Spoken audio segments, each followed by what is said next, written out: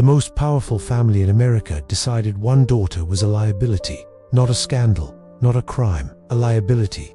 They were the Kennedys, a dynasty built on ambition, image, and influence. But one member of the family didn't fit the perfect picture. So, frame by frame, she was quietly cropped out of their public story, erased from the narrative of American royalty. Her name was Rosemary Kennedy, and her story isn't just a family tragedy. It's a chilling reminder of how easily a person can be silenced when they become inconvenient. Before the lobotomy, before she disappeared from the public eye, Rosemary Kennedy was a young woman with a life. She could read, she could write, she could socialize. She kept diaries, detailing her days at Buckingham Palace and her excitement as a debutante. Was she different? Yes. She struggled with learning disabilities and emotional volatility, challenges that were poorly understood in the early 20th century. Her father, Joseph P. Kennedy Sr., worried constantly about how her struggles might impact the political futures of her brothers. He feared a scandal, an embarrassing incident that could derail their carefully crafted path to power. But let's be clear, Rosemary was not incapacitated. She was not a danger. She was simply inconvenient. As her siblings soared, she was often left behind, a source of private concern in a family that thrived on public perfection. Her letters from this time are heartbreakingly normal. She wrote about dances, dresses, and the friends she made. She had hopes and dreams just like any other young woman. But in the world of the Kennedys, being normal wasn't enough. You had to be exceptional. And if you weren't, you risked being seen not as a person, but as a problem to be solved. The year was 1941. Rosemary was 23 years old. Without consulting his wife, Rose, and without a comprehensive medical consensus, Joseph P. Kennedy Sr. made a unilateral decision. He approved an experimental and brutal brain surgery for his daughter, a prefrontal lobotomy. This wasn't a last resort after years of trying every available therapy. It was a choice made quietly, privately, and decisively. The doctors who championed the procedure, men like Walter Freeman, promoted it as a miracle cure for mental illness. But their definition of cure was terrifying. They weren't aiming to heal patients. They were aiming to make them manageable, quiet, docile, less of a burden. The procedure itself was horrifying.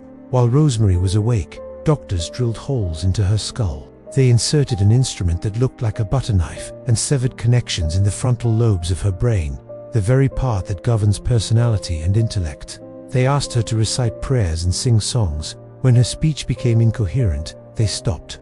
In that moment, the vibrant, if troubled, young woman was gone forever. There was no court order, no public record, just a father's signature on a form, sealing his daughter's fate in the name of control and convenience. The procedure was declared a success. A success because Rosemary was now quiet.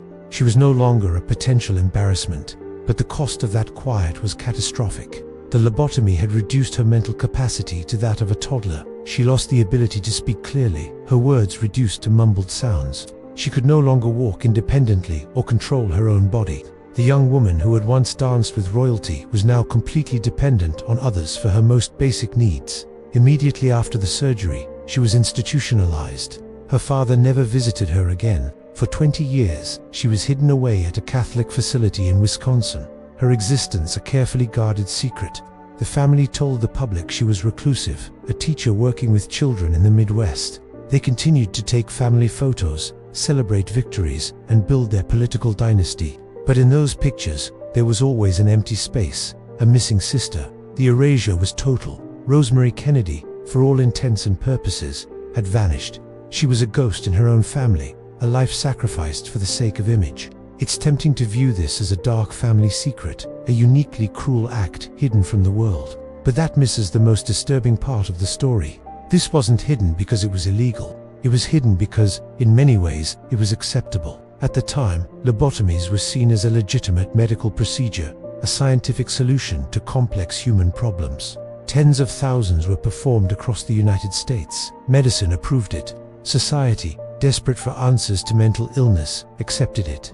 And a powerful family like the Kennedys had the influence to ensure that no difficult questions were ever asked. The system wasn't built to protect people like Rosemary. It was built to contain them. The silence that surrounded her wasn't just a family's choice. It was a reflection of an entire society's willingness to look away from those who did unfit the mold. Her story exposes the terrifying intersection of medical arrogance, social prejudice, and unchecked power. She wasn't a patient who received a failed treatment. She was a victim of a system that decided her life was worth less than her family's reputation. Rosemary Kennedy lived for another 63 years after the lobotomy. She outlived her father and her famous brothers, John and Robert. It wasn't until her sister, Eunice Kennedy Shriver, founded the Special Olympics in 1968 that the family's narrative began to change, slowly acknowledging the reality of disability. But for Rosemary, it was too late. Her story forces us to confront an uncomfortable truth.